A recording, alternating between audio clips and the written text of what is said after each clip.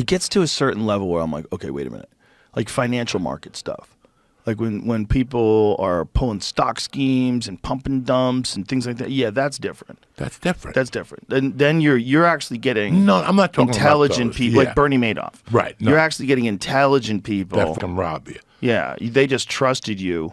and I'm they talking thought- about like when an African sends you a text message and Yeah. says, fucking come bail me out. If Yeah. you send me 500, you're going to inherit $80 million. Yeah. You know how many people get, every year 60 Minutes has an expose Yes. about some African that's taking money from people, and they keep doing it. It's Speaking like of which, I should probably bring this up. There's a lot of people that are getting emails from a scammer saying that they're being invited onto this podcast. yes, they are. Yeah. A dear friend of mine keeps asking me, what the fuck is this about? Yeah, hundreds of people. I don't know how many people have been contacted. And it's more than one account that's doing it. And I think it's some sort of a scam to get your Facebook information or some sort of information or credit card information or something. Don't do it. Don't do it. Don't do it. We will never ask you for anything like that. And if we contact you, it'll be obvious. It's obvious also that whoever the person is writing these things, at least in the ones that have been sent to me, it seems like English is their second language. They don't seem to know exactly how to phrase things in a way that an American would phrase things. So it seemed a little obvious to me that it was shifty and a lot of obvious to a lot of other people, but a bunch of people sent them to me. Okay, yeah, because I had one I was going to show you. I think I erased it. He sent it to me yesterday. And he was like, yeah, ask him. They keep sending me these things from the Joe Rogan Experience. He doesn't know. Yeah, it's just scammers. You know, they reach out to you through Instagram or, you know, they find out you follow me or maybe I talked about you on the podcast or maybe something like that. And then next thing you know, you get a letter. Yeah. You know, There's scammers out there, man. I mean, the Nigerians are the best at it. I mean, that's where it was invented.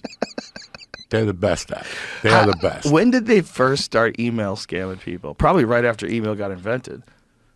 Like I don't know. When was the first Nigerian prince email scams? Because it's always like, I have all this money, but I need like $1,000 to get it out. If you help me get it out, Yeah. you get 10 million.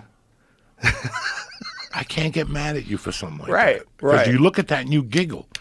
You look at that and you giggle. Any of that stuff online, you have to look at. I don't press nothing online. If you send me a Facebook message and I click on something, I don't click. I don't touch it. Good. I don't open it. When that shit starts happening, when things start popping up, that's when I turn off the computer. Yeah. I hit a button that I should not hit. Yeah. Fuck you. I don't go into any of those things. Yeah. Even friends of mine that send me shit, I'm busy. Yeah. You know, if you're That's smart. Yeah. They used to do this by letter. Really? It's not, I mean, this is not a. When did it start? The 1900s. 1910. Early 1900s. Wow. The Nigerians started in the 1900s? I wouldn't know that. I wouldn't. say it was them. 1910? Yeah. The origins of the Nigerian prince scam date back to 1910 when it went by another name, the Spanish prisoner swindle. Oh, back then victims received a message as a letter in the mail rather than on the internet, but the same basic structure between the two scams remains between both scams remain the same. The Spanish prisoner swindle centers around a wealthy foreign nobleman who is imprisoned for political reasons. The nobleman claims to know the location of a lost treasure and that he's willing to share this treasure with the victim. The problem is he's in prison and needs the victim to send him money so he can bribe his way out. Wow. Interesting. There's always been people like that. But you know what the problem is? The problem is there are people in this country. What was the number that we Googled that have an IQ lower than 85? It's pretty high. Like 15%. 15%. So imagine 15% of people that you could basically trick with anything. Get them to join a cult. Get them to sign up for some kind of telemarketing swindle. Do you think it's IQ or do you think it's... IQ is interesting, right? Because IQ doesn't necessarily mean intelligence because it depends upon your education. Because some of the questions in IQ tests are predicated on a knowledge of math and understanding of like how to do equations and certain things that you learn in school. But there's intelligence that is social intelligence, intelligence in terms of being able to see what the problems are in a certain choice you make, or what the up benefits are of a different choice. There's people that are strategizers and they're really good at like business. They're really good at figuring people out. They're really good at figuring themselves out. There's an intelligence to that. So the problem with IQ, in my mind, is I know a lot of people with very high IQs, but their life is a clumsy mess. So it's like it really is dependent upon what is the mental horsepower you have and how are you applying that mental horsepower.